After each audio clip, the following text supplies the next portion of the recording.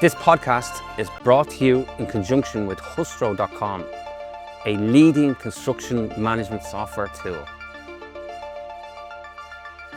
So, without getting too controversial, Donovan, me and you are basically saying that the game is rigged. Well, yes. I mean, it is rigged, and there's a very specific reason why. Yeah. The reason I say that it's rigged is because it's not, the legacy system has not been transparent about who they actually work for. Yeah. If you're gonna be a double agent, meaning that you're going to get paid by the employer and by the vendors, you have to disclose that. In fact, that became federal law in the United States in 2022. Hello everybody, Gavin Coyle, I'm the Gaffer, back again. Donovan Pyle, founder and CEO of Health Compass Consulting, is with us today. He's also the author of Fixing Healthcare. And we wanted to get Donovan, thank you very much Donovan, on the show today to talk about why you should have a good healthcare plan within your construction business and what that looks like. Donovan is a speaker, he's been on podcasts, he's got an expertise in this area. He is the man to talk to in terms of what a plan looks like, how it can be useful and beneficial to holding on to your employees and to build a reputation that you're a good, prudent employer that looks after their employees. Donovan, it's brilliant to have you on the show. Where in the world are you? Gavin, thanks for having me. Yeah, I'm based in Orlando, Florida, which is, I think, that the second most visited city in the world, but there's a caveat. Over 100 million people visit Orlando, but they don't actually go downtown. They go to the theme parks, the convention center, all those kinds of places. So I'm about 20 minutes from there. All the nice shiny parts they go and see. They don't go and see the real parts. That's what you're saying basically, isn't it? Yes, essentially. Talk to me about healthcare. Why are you a healthcare expert and how did you become a healthcare expert? I seen a really interesting career path that you had. You were with Chubb for a while and you also have an engineering expertise. I think it's sound engineering and stuff like that. So it's a very wide and varied career. Give us the path, Donovan. How did you get to where we are today? Sure. So yeah, my first career in my 20s was in the music business. If you were watching TV in the mid 2000s, you definitely heard my playing on TV commercials for HBO, Debbie, Nike, and others. Wow. After a band that I was working with for several years, our record label went bankrupt. I said, you know what, this has been a fantastic run, but I want the opposite life experience. What's the most opposite thing from the music business? Well, it's probably the insurance business, right? So instead of going to bed at 6 a.m., I want to start waking up at 6 a.m. And so, I was lucky to get hired by Chubb. Benefits brokers were my customers. So basically in the United States, we would sell as an insurance carrier, we would sell and distribute our lines of coverage through benefits brokers who would sell them to employers, right? So pretty common distribution path in the United States. I started seeing that healthcare was a real challenge for lots of our clients. Executives at businesses were frustrated. Their employees were frustrated. And being that I live in Orlando, I was inspired by a gentleman by the name of Harris Rosen, who founded Rosen Hotels in 1974. Starting in 1990, he started pioneering his own ways of financing and procuring healthcare for his employees. Ended up saving his company over $500 million over the next 30 years. Okay. Wow. And by delivering a superior health plan to his employees. So that was just really, really inspiring to me. Yeah. I very naively thought, geez, if I just move to the brokerage side of the business, I can probably scale those solutions, help a lot of people, make some money doing it. And very quickly realized that's not the business that the brokerage industry is in at all. So long story short, ended up starting a management consulting firm that helps businesses fix their healthcare supply chain, deliver more value to their employees, dramatically increase enterprise value, et cetera, et cetera. And that's the journey I've been on since 2018. Wow. So when we talk about healthcare, we're obviously talking about healthcare insurance.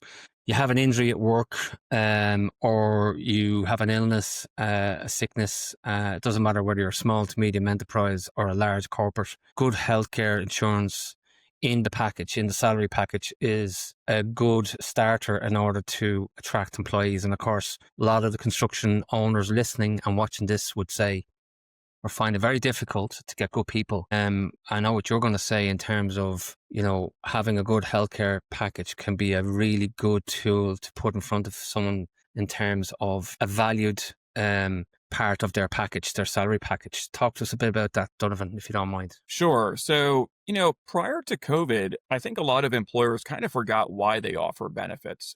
And let's face it, when labor markets are soft and there's plenty of supply, Yeah. you don't really have to compete so hard for talent. But during the great talent reshuffle that happened during and after COVID, labor markets got very, very tough and hard. And so I think a lot of employers kind of refocus. Okay, actually, we can, if we actually engage in this area, we can leverage benefits to give us a strategic advantage in attracting and retaining talent. So every organization, every industry has a different tolerance for employee turnover. The cost of turnover might be different. Of course, is different for each organization at different roles, etc. So one of the things I encourage businesses to do is to really evaluate what is the cost of turnover at your organization. Okay, Mhm. because in certain roles it might be, all the major studies point that it's typically anywhere from 25% to 100 to 200% of an employee's annual salary, what it costs to actually replace someone.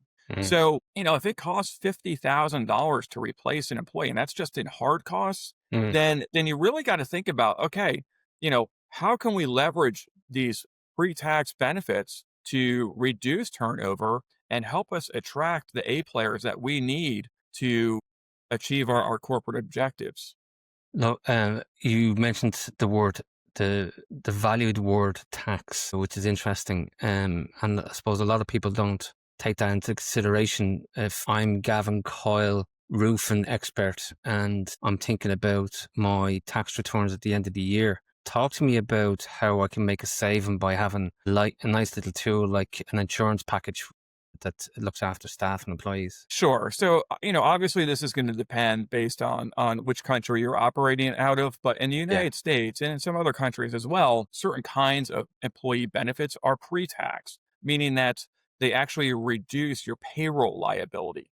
All right. And so that's, and because of that, in some cases, the most effective way, the most cost effective way to attract and retain talent isn't by throwing more salary at employees, but it's actually by increasing your contribution towards benefits. Yeah. So a dollar invested in benefits is actually in some cases going to be $1.20 equivalents in salary. Yeah. So Yeah. from a purely financial perspective, if you do this the right way, benefits can absolutely be a strategic tool for attracting and retaining talent. Talk to me about the benefits then. Let's break down a sort of a nice looking, what would be a nice looking package for, a general contractor that you would say, do you know what, that's actually a pretty good package that you guys have there. Yeah, I mean, there's a lot to unpack in that question, and there's a reason for that, is Yeah. that, every industry, again, what is the labor market like? How competitive is it? What kind of benefits are your competitors offering? How much do they contribute towards those benefits? But I would also encourage your audience to take a step back and ask us a very simple question. What does my team actually value? Yeah. Right? Brilliant. I mean, Yeah. you can invest millions of dollars in certain kinds of benefits that your Yeah. employees don't care about whatsoever, and so that is a loss, right? Yeah. So, That's so you know true. That's so true, Donovan. That is so true. And I'm glad you said that. Sorry to cut across you. Like, go and bloody talk to the staff and ask them what they value in terms of a benefit rather than you perceiving, oh, well, look, I've given you this lovely little list of benefits. And I'm saying, well, that's not relevant to me. That's not relevant to me. That doesn't, whatever. Like, it makes so much sense that you would include everybody in the decision. Exactly, but it's amazing how many companies aren't doing that. And Really? so to help our customer base solve that problem, we developed a tool called Employee Benefits Voice. It's a simple survey Yeah. that you can deploy very easily. and actually understands what your employees value and what they don't. And honestly, the answers are often surprising to not only my team, but Yeah. also the executive team as far as what people really want. All right, go on. Give me some of the wants then. Talk to me about that. But Yeah, I know probably demographic, like the different demographics of people is going to be different in terms of what their wants and needs are. Talk to us a bit of that. 100%. Yeah. And that's why it's so important to ask the question. So, for example, like, pet insurance, people are like, people go crazy, like, are very committed to their pets. And I understand it. You just said pet insurance, didn't you? I I, just want I to get did that just right. say, Yeah. yes, just for the record, I said pet insurance, Oh my Jesus. Oh God. but people, it's a relatively low cost benefit that a shocking amount of people really appreciate as an employee perk. It's something they would actually talk about with their friends and say, Wow. we just got, we just got this new benefit that we really like taking advantage of. So yeah, I mean, it's just amazing. And I'm not like, listen, I pass zero judgment. Everyone has their own standard of value across all kinds of things. Yeah. And that's great. In the United States, we have 500 different kinds of cereal for a reason. Because people like different things, and that's perfectly okay. I'm just picturing a guy that has a snake in the sitting room in at home and stuff like that. And yeah, pet insurance would mean a lot to him. Yeah, Well, it's just well, going. Yeah. be sure your benefits professional is reading the fine print on the exclusions there. But yes, your point's well Well, taken.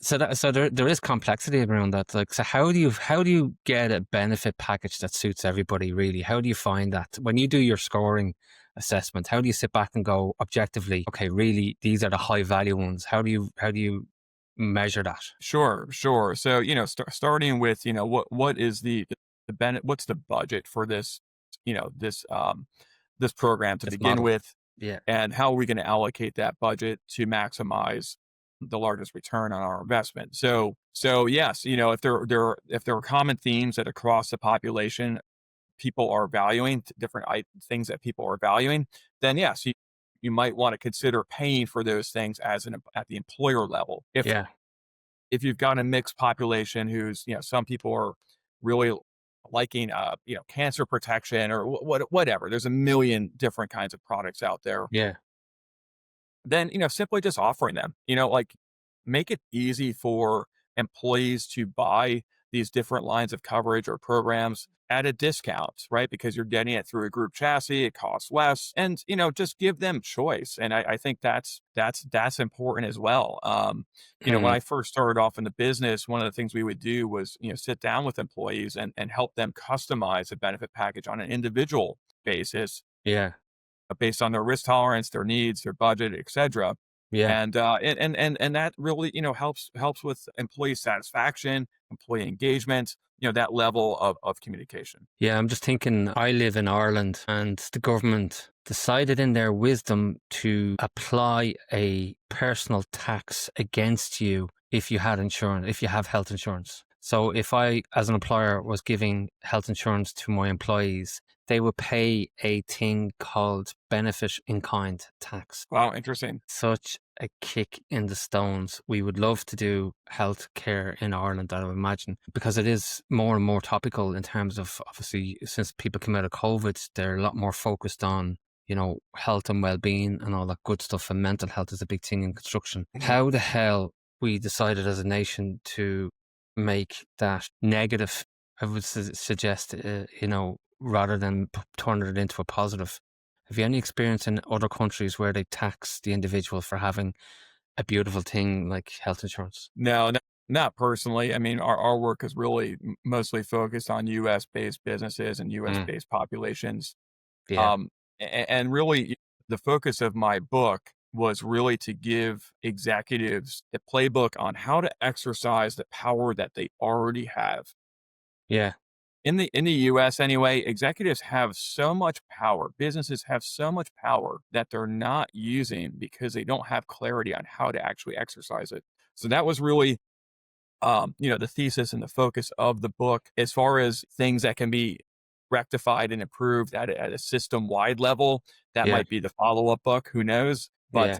the focus and scope of the book was to really focus on the power that people have. Yeah, and so putting a model together and how to put a model together. So would your clients say to you, Donovan, I don't know where to go to get this stuff. Like, where do we go to get this type of stuff? Like, do you act then as a conduit to them to say, okay, for healthcare, we're going to, or for hospital care, for cancer care, whatever it is, we're going to use this company because they can do X, Y, and Z all the way down here? Or do you do a collage of different providers and then pull it together? Or what way does that work for you? Yeah, so just a level set for your audience, in the United States, most businesses buy benefits through a broker without really understanding that brokers are not in the business of providing financial advice. They're not in the business of helping you maximize your investment. They Yeah, serve as retail distribution for health insurers and yeah, by proxy hospitals and drug makers. And so they make more money when costs go up, not down. Relying on them for financial advice is does not work,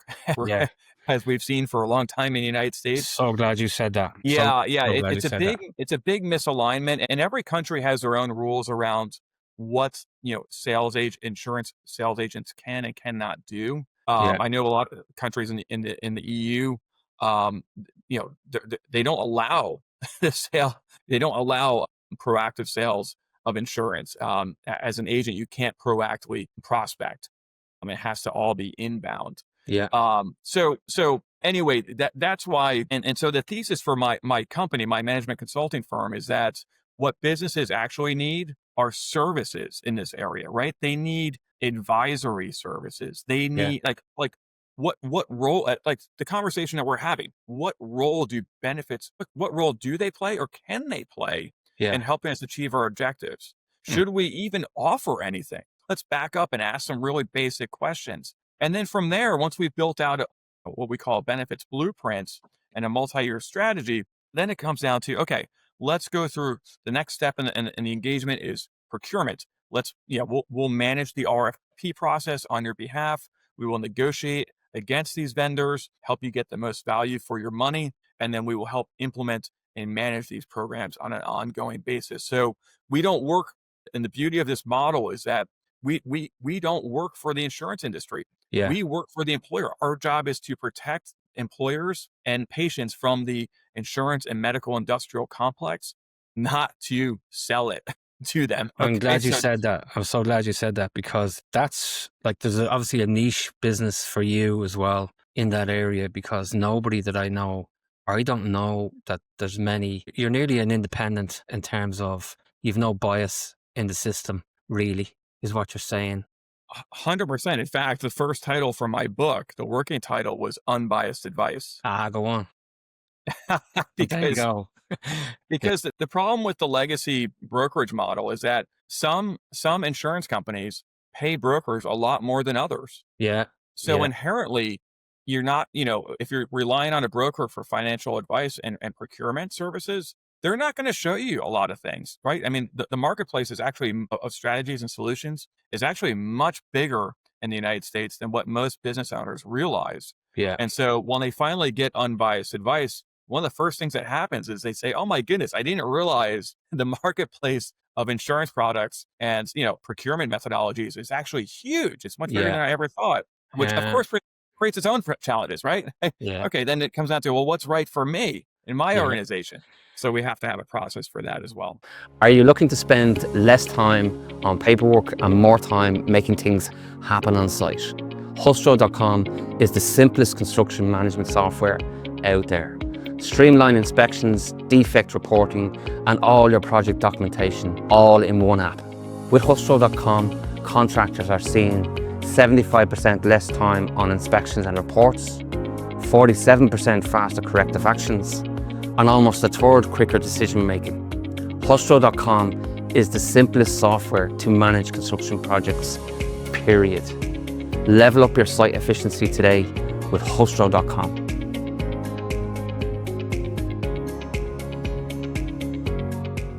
So, without getting too controversial, Donovan, me and you are basically saying that the game is rigged. Well, yes. I mean, it is rigged, and there's a very specific reason why. The Yeah. reason I say that it's rigged is because it's not, the legacy system has not been transparent about who they actually work for. If Yeah. if you're gonna be a double agent, meaning that you're going to get paid by the employer and Yeah. by the vendors, Yeah. you have to disclose that. In fact, Yeah. Yeah. that became federal law in the United States in 2022, and it's amazing how often, employers are not aware of that law and brokers are not, fulfilling their responsibilities as far as disclosing that to businesses. A broker once said to me, and I'll never forget it. He said, all I need is a heartbeat and a pen. And that sums up a lot of, and I don't want to give brokers a bad name, but like, I suppose really what we're saying here, Donovan, is if you do bring in this great idea, great initiative to by having a really good financial health plan and strategy for your business. If you go with a bad broker, it's going to be very hard for you to unwind that product that you've now given to all your staff. So if you turn around in 2 years' time and go, oh, shouldn't have went with this. This is not right. Someone has looked at it and said, we're paying too much and it's the wrong type of product. It's not going to give us the full coverage for whatever. If you have to turn around to your employees and go, by the way, we're dumping that insurance, they're not going to be happy. Well, change is always hard. And so the question that businesses need to ask is, let's just back up. Most businesses in the United States are not aware that 25% of what they're spending is being completely wasted. That's $4,000 per employee in waste. And Wasted on insurance. yeah, Wasted on health insurance. that's how much they're overpaying. Wow. That's shocking. Yeah, and the reason that they don't know that is that, the insurance industry has been masterful in lowering expectations amongst the C-suite and saying, "Hey, listen, healthcare costs just go up every year. It's not a whole lot we can do about it." And so an unfortunate byproduct of that narrative being promoted over and over again is that a lot of C-suite executives have just left the conversation. I mean, think about it. As a CEO of my company, if I'm hearing that there's nothing I can do about a situation, Yeah. I don't need to be in that meeting anymore. I'm going to delegate it to someone else and have them tell me what they think we should do. Yeah. So lots of businesses are delegating a lot of this initial work to HR professionals who, let's face it, are overworked, don't have time. They've got Yeah. too many things on their plate and they don't have P&L responsibility. Yeah. So, so it's kind of like the 100%.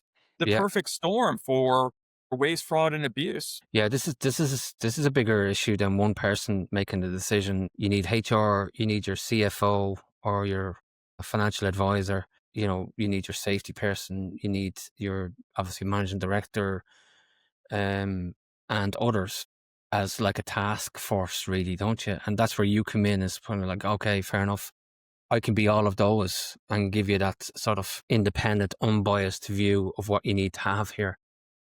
I'm so glad you mentioned that because the decision-making process is so important for success. And what's happening in the United States is that the fiduciary standards, which have been around since 1974 at a federal level, are just starting to now be enforced a little bit. There's been a number of lawsuits in this area. And so they're just starting to be enforced. And I don't know Mm. why it's taking so long, to be honest with you. But this is actually a huge opportunity for businesses. A lot of people think, oh, compliance, just check the box and move on. This is actually an amazing opportunity because it's telling employers, listen, you have not only the right, but the responsibility to demand accountability and transparency from your vendors. Mm. And once you get that transparency, wow, you can make better decisions. But let's go back to your original premise, which is on the decision-making process itself. Yeah. So one of the things that we're, helping our clients establish right now is our fiduciary committees for their health and welfare programs. And so the beautiful thing about that is that it helps to define and clarify the decision-making process, right? Like who has a voice and who has a vote and Yeah. what's the process for making changes? Yeah. Because the cost of inaction in this area, when we're talking about, at least in the United States, a company's second or third largest expense, which is healthcare, the cost of inaction can be huge. It can be in the millions of dollars each year.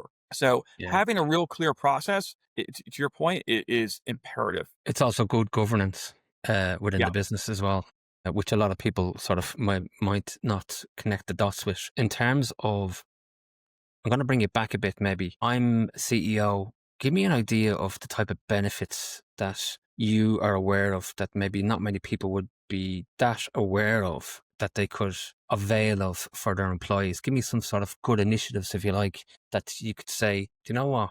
That's a really cool thing that would attract employees. Yeah, absolutely. There's a number of paths we could go down, but I'll mention one because it's really amazing that a lot of executives, you have a concierge doctor. And so, well, let me just kind of put some parameters around what that means. They have a doctor that they pay on a monthly basis or on an annual basis so that they can get better access to them, Wow. right? Right, because access, time is money, right? And so if you're wasting time trying to get an appointment to see a physician Yeah. and you're sick, you're not feeling good, and you can't get an appointment for 6 weeks, Yeah. that is terrible. And you have to spend the 2 hours on the phone trying to Yeah. get an appointment. Yeah. That is a total waste of time and Yeah. drain on your productivity. Yeah. So to help solve for that, a lot of executives have been buying and partnering with a concierge doctor for years. So here's this because they know there's a return on the investment, that their time is the most valuable asset they have. And so it's worth, making sure that they can get in when they need to get in and take care of themselves so they can remain productive. And so the question is, okay, so if it's good for you, why not consider offering that level of service to your employees? And there's a bunch Yeah. of different ways that you can go about doing that. Yeah. But think about it. To increase the productivity of your team, get rid of those barriers to care, right? Yeah. Make it easy. Make it easy for their families as well. Yeah. All these things, again, are designed to increase productivity. And just for clarity purposes, when we talk about a doctor, we're not talking about a Botox doctor or No, we're talking about a primary care physician. very okay physician. One good one for the business owners, and I've taken it out myself, is Keyman insurance. For those of you that may not know what Keyman insurance is, if you're the key person in the organization, what happens if you're taken out of the organization for health reason or whatever it may be, and therefore the key man insurance would pay for the salary of somebody to come in and take your position within the company to run the company for the time being, or it doesn't have to be run on the company. Could be whoever your key people are that helps keep the company going. You could take out insurance on them. That's another one that I've definitely taken on board. Have you got that Keyman insurance in the States? Yeah, it's a very popular solution in the United States. It falls under the property and casualty side of the insurance business, which Okay. my firm does not deal with. But yes, there are a number of relatively low cost insurance products out there, which are actual insurance products, right? They're there to protect you against unpredictable, potentially catastrophic risk. And that's exactly what something like Keyman Insurance does. Cyber insurance has become incredibly popular for good reasons, and that market's predicted to grow tremendously over the next 10 years. Really?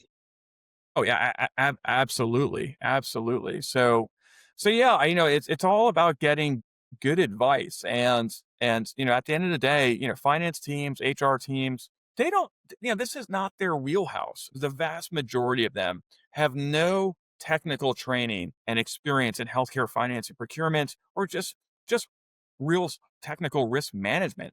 Yeah. So, just to use an example, I don't want to have to keep up with the changing US tax policy each year. I hire a CPA so that I don't have to spend my energy Yeah. keeping up with those things. The CPA protects me and protects my blind spots and helps me make sure I'm only paying the taxes I should be paying. And so, really, that's really the same kind of relationship you should have with your fractional risk manager, your benefits advisor, what have you, is that they are, it should be no different than the relationship you have with your CPA, your outsourced, attorney, etc. They Yeah. are advisors that are there to protect you and help you achieve your business objectives. And so, you have to know what to look for, right? Will they serve as a fiduciary to you in their contract? In the Yeah. United States, there's only a few dozen benefits firms like mine who will actually do that, serve as a fiduciary to the employer, meaning that under law, they have to serve you in your best interests. That's a Mhm. big deal. And so those are the, just the kinds of things you want to look for in that relationship. I'm going to hit you on the spot if you don't mind, Donovan, but on average, what should I be budgeting? I know you're going to say like it's, everyone has a different budget depending on the size of the organization. But generally, if you were to put a dollar amount per head or per employee within the business, what should I be looking at as a sort of a fair market price? Yeah, I mean, as you mentioned, it's going to vary a lot by your industry, the cost of turnover, et cetera, et cetera. But, it could be anywhere from, in the United States, it could be anywhere from $500 to $3,000 a month, Wow. depending on your industry. And Wow. again, most of that's going to be pre-taxed, but it really depends. So, if you're, and it's going to depend on what's going on in the broader economy as well, right? Wow. So, several years ago when the market for tech talent was really tough, companies like Google, they're throwing lots of money They were. at They were. benefits. And so if you're competing for talent with Google, You're well, right. then we're having a very different conversation than if you're in the fast food industry and it's much easier to get employees. Yeah, that's I suppose the other way of looking at that as well, if you want to be creative as a owner of a business, as you said, and I think you've alluded to it earlier on in the podcast, was sit down with your team and go, okay, how much are you willing to put on the table? And we'll match it or we'll double it or whatever else. It does that, don't be scared by 500 a month. It doesn't have to be 500 a month. It could be split over between a shared cost between the employee, or it could be another creative way is, linked to the profit of the company, as you kind of alluded to as well. If the turnover and the gross profit and net profit is aligned, there's a benefit then to the healthcare. Have you seen that as well in terms of, looking at the end of year figures and going, okay, let's throw some of that back into the healthcare pot? Yeah, I mean, I would just say from a macro perspective, companies that really engage to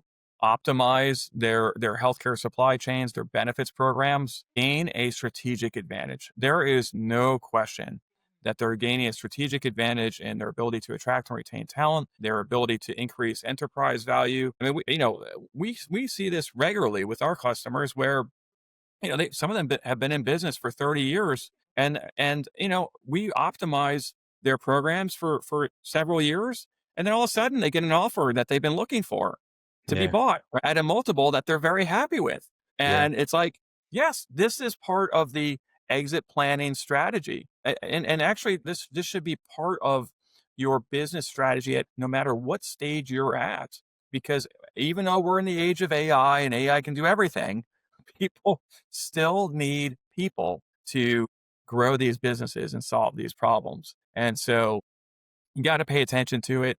Doesn't have to be complicated. Doesn't need to be incredibly expensive to Yeah. be effective. Yeah, and it doesn't have to be paid up front, or does it? You can sort of do the payment as a payment plan type of thing as well, that, rather than doing an upfront cost, which is going to affect your EBITDA or your profit margin, you can spread it out over 12 months and sort of take a risk model view of, paying this. Yeah. So the way that we look at this is through the lens of a maturity model. So as an organization grows and becomes more sophisticated over time, Yeah. so should the way that they finance and procure healthcare and benefits for their people. Yeah. And so, by helping our customers progress through that model, they increasingly optimize and maximize the return on that investment. Yeah. So you can nearly even do a hedge with the broker or with the financial provider and say, look, but by the way, we'll put this in for 3 years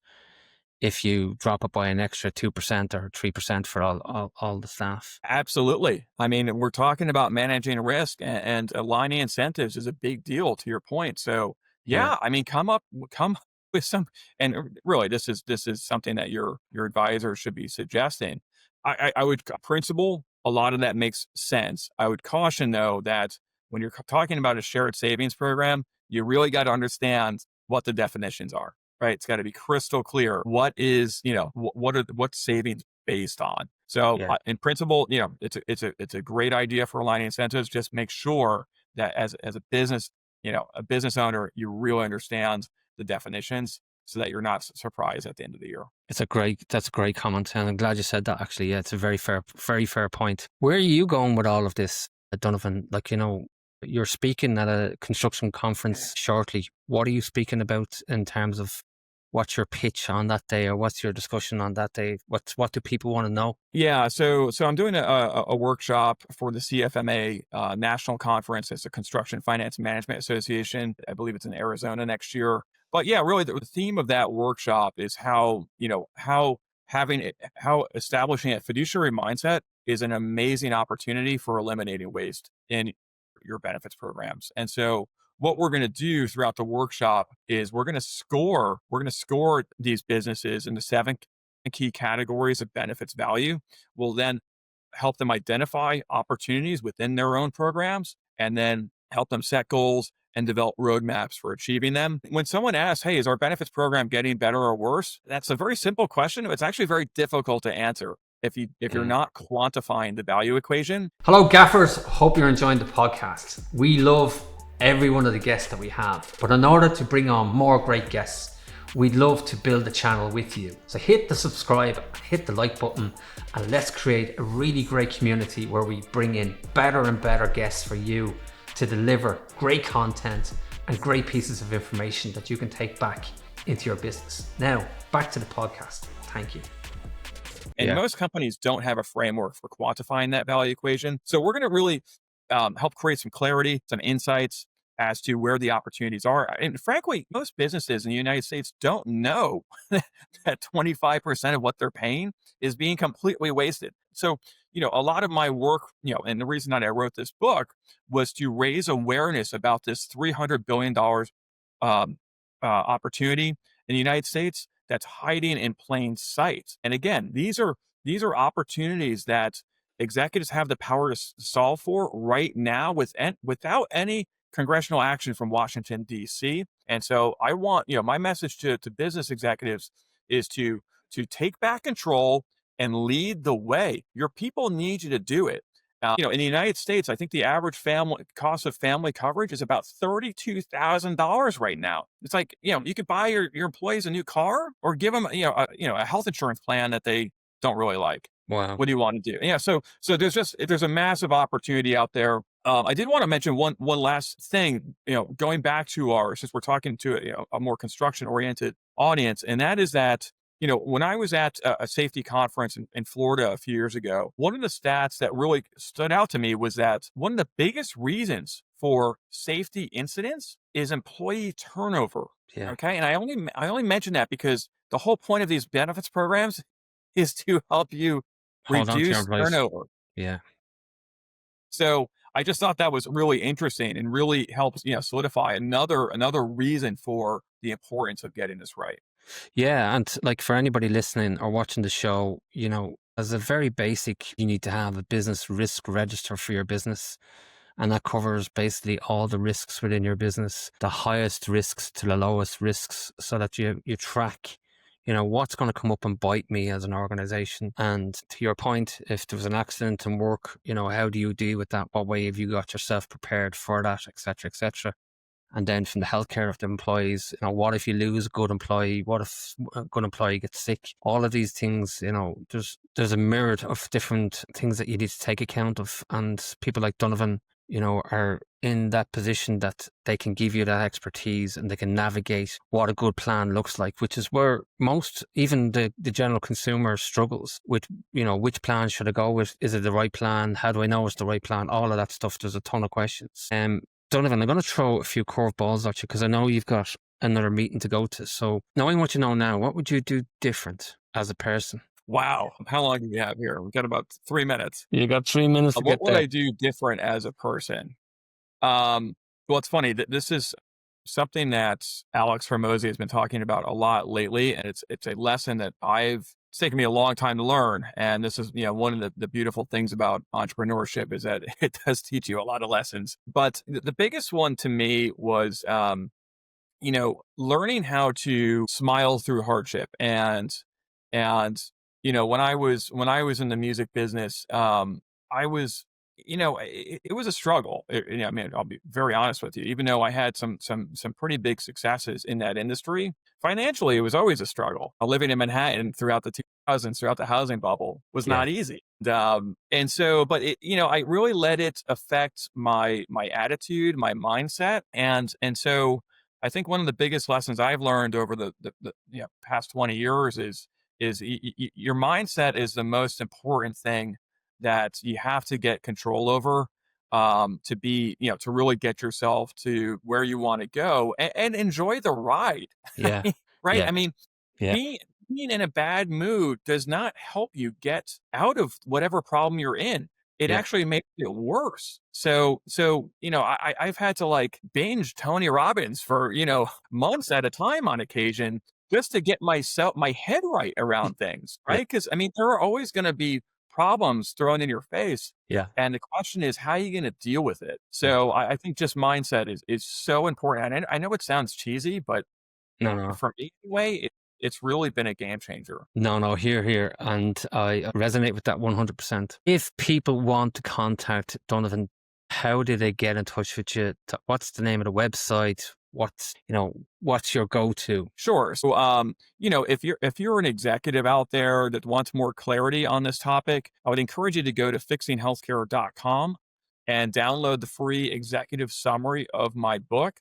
It's going to give you a roadmap for how to think about and maximize your investment in this area, regardless of really where you are in the world. If you're investing in benefits, some of these principles are absolutely going to apply. So I'd encourage you to do that. If you're an employee who's sick up with rising healthcare costs or stagnant wages, again, I would encourage you to go to fixinghealthcare.com, download the executive summary, and give it to your boss. They're the ones that actually have the power to solve a lot of these problems, but only if they have the clarity on how to do it. Or take a link off the show and send it to your boss and say, hey, listen to this guy. I think he's got something good to tell us. Yeah, fantastic. Other than that, you can always reach me at my personal website. It's donovanpyle.com. And we've got some good resources there as well. We'll put all that in the show notes. Donovan, you're amazing. Thank you very much for giving us your time and your expertise. And we'd love to get you back on the show in the future. So well done. And thanks for everything. It's been a pleasure, Gavin. Thanks for having me. Take care.